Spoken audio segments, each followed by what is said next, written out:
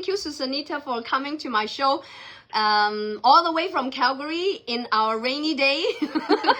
Oh, well, I miss the rain in Vancouver. We don't get much rain in Calgary. Okay. So thank you for having me. Of course. Come on. So today, we want, we want to keep on talk about, more details about Calgary market, because all we know is that is number one, the most hottest province in Canada right now. And why is it? I know we have a lot more tax than in Calgary. How come? I mean, if we use $500,000, can we buy something? So, any possibilities? What's going on in Calgary? Well, let's start with the average, or the actual median, the benchmark purchase price of, say, a condo in either Vancouver or Calgary or Toronto. So right now, the benchmark price for a condo in Greater Vancouver is $757,200. In Toronto, it's $647,900. In Calgary, are you ready? Are you sitting down? Only $341,700. So a huge difference in your capital expenditure. That is really, really amazing. Still, I thought that it has gone up so much. Well, it did go up, but we've had a little bit of a flattening, and that's just normal when you have a big rush in the marketplace. But no, that is still the case. And when you compare rentals, right now for a two-bedroom apartment in Calgary, the average rent is $2,149. And I think in Vancouver, the last time I looked for a two-bedroom, the rent was quite a bit more, but somewhere in the $3,400 range. But still, you're still getting a great return on your investment if you're buying in Calgary, because of course you have to pay double for a condo in Vancouver. But how much is the condo average for two-bedroom then?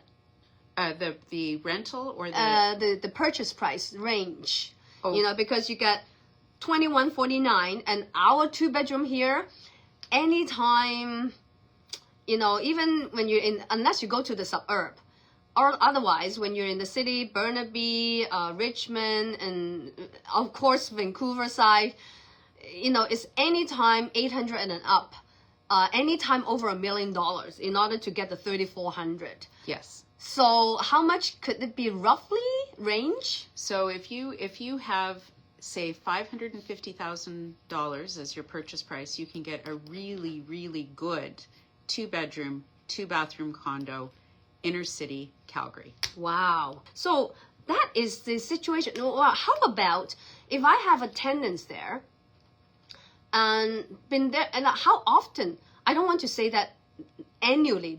Does the landlord increase annually, or they just, how do they increase that 10% or 15% or whatever the case may be? It depends on the landlord, but it's usually when the lease is up.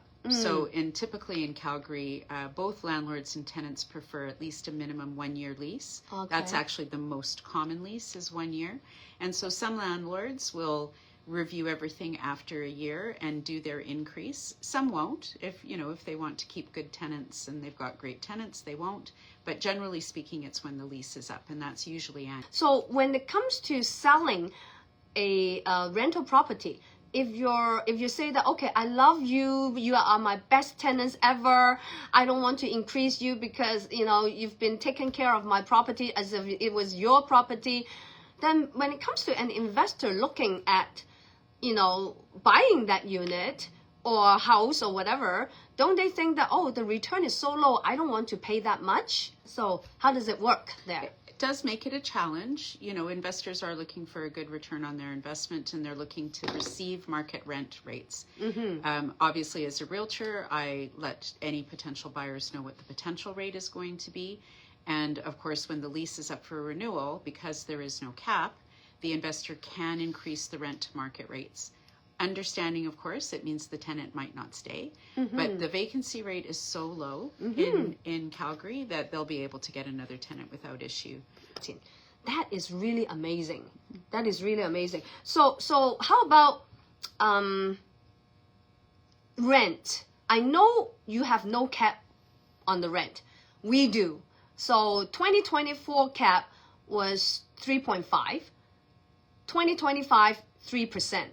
So over the years, like let's say before COVID, to now, how much rent has gone up? So between 2021 and 2023, the rents went up about 20%. It was a really big number. Wow. And what landlords do is they look at market rents to set their rent. So in some cases, the rents did go up 10%, 15%, and there is no cap. The incoming government that we've had now for a few years, the Conservative government, has no plans to create a cap. We've had very little protest. We've had some, but very little. So it seems likely that this climate of no cap for a rent is going to continue. So all the news that we see on the media is just blow it out of proportion. Absolutely, as the media does.